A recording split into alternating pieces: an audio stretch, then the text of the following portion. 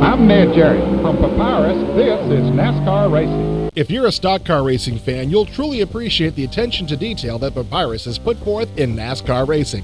It combines all of the technical details of racing, such as gear ratio changing and spoiler adjustment, with plenty of good old-fashioned high-speed action to give it fully rounded appeal. I expect that many people will fall in love with NASCAR racing.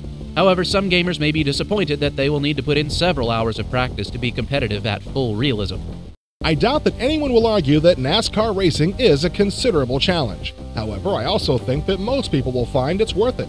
I'd suggest the first-time players start out on the larger tracks such as Talladega or Michigan International.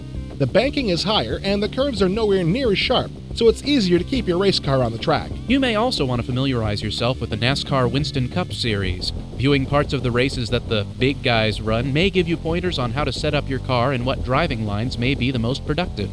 Speaking of real tracks and drivers, NASCAR Racing has enough of both to keep the pickiest fan happy. You can race head-to-head with Jeff Gordon, Rusty Wallace, Ernie Irvan, or the 1994 Daytona 500 winner Sterling Marlin. You won't find all the NASCAR drivers and cars in this game, but there are more than enough to give you a great run for your money. NASCAR Racing includes 9 official NASCAR racetracks. Not only do you get 9 tracks, but you get a good variety of the tracks that are used in this series. Watkins Glen International is a road course that will have you spinning for sure. Also included are longer tracks like Michigan and Talladega, plus shorter tracks like Martinsville and Bristol. Plenty of variety to keep everyone happy until the additional tracks are available. Hopefully anyway. The use of SVGA graphics makes NASCAR racing look like the real thing. The details and sponsors just jump right off the cars as they blow by you. The crowds look very realistic, as do the track and infield details.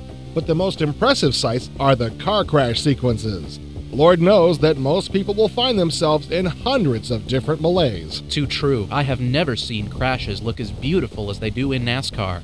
Tires smoking and screeching, dirt flying, fenders and other body parts crumbling. It's wonderful to watch, but not so great for your car's handling. The body damage is also visible from within the car, which is both realistic and cool.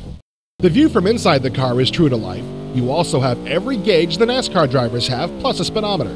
But if you don't like the view from inside your car, you have 2 other arcade-style external driving views. I don't know that I would call the 2 external views arcade-style, but they are a usable alternative. The thing I don't understand is why would anyone want to drive with an external view when they have such a realistic one from within the car?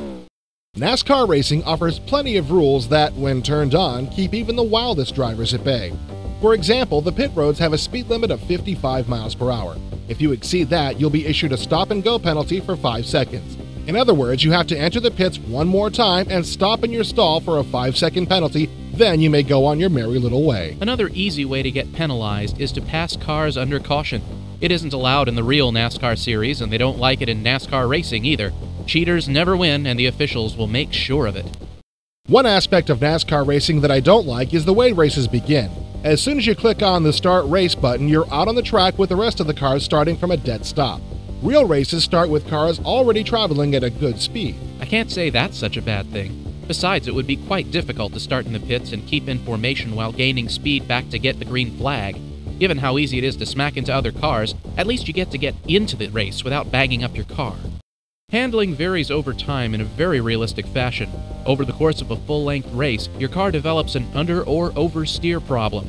This requires car setup changes that make a big difference. Be careful not to adjust too much at once, or you may have a car that simply will not cooperate with you. That is good advice. While adjusting the setup on your car, go slow. Read the instruction manual to find out what adjustments may help cure your handling problem. It's kind of reassuring to know that if you really mess up the car's handling attributes, you can always load the ACE setting. It's kind of cheating, but it will make you much more competitive. NASCAR racing is a lot of fun to play. Many people will find themselves wasting valuable time trying to shave tenths of a second off their lap times. Like its predecessor, this game is highly addictive. There's no doubt about it, but play this one with a driving controller though, as it's more fun than tapping at the keyboard. And also, take the time to learn the track before jumping into a racing season. And don't forget that it's okay to trade a little paint every now and then.